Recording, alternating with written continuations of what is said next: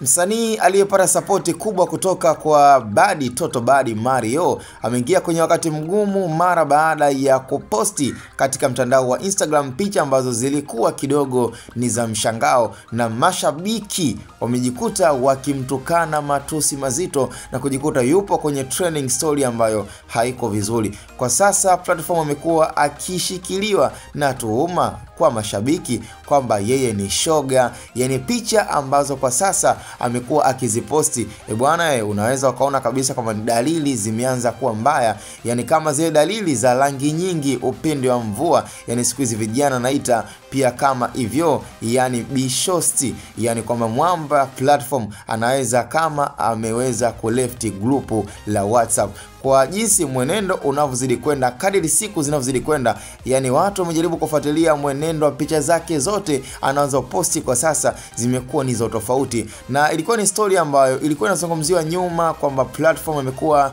na ukaribu na baadhi ya watu ambao ni mashoga, yani company yake imekuwa ni kubwa sana. Kwa hiyo ni kama wanaamini kwamba kama una company kubwa ya marafiki ambao ni mashoga, basi huenda pia kuna baadhi ya vijitabia ukaanza kuviadapt. Sasa kuhusu picha ambazo amekuwa akipiga, yani unaona kabisa kwamba ni issue ambayo kama ndo usanii, lakini imekuwa ni too much, yani ni masuala ambayo unaweza ukaona kabisa kwamba mwamba kama anaanza kuonyesha dalili za kuleft na kujikuta anaingia katika rangi nyingi upinde wa mvua LGBT. Sasa ni swala ambalo inabidi pia wasanii, kama ni issue ambayo hata kama ni kutengeneza pia kiki ama kufanya project zionekane kwa kubwa, lakini kuna vitu ambavyo vimekuwa ni too much, na ndio maana mashabiki wamekuwa ni wakali sana wa kuweza kuwalaumu na kuona kabisa wasanii wetu kuna muda wanavuka mipaka na kujiondoa katika tamaduni za Kitanzania hata kama ndo usanii, lakini hiyo imekuwa ni too much. Yani mashabiki wao kama wao wanaamini kabisa kwamba kazi ya msanii huwa haiongopi,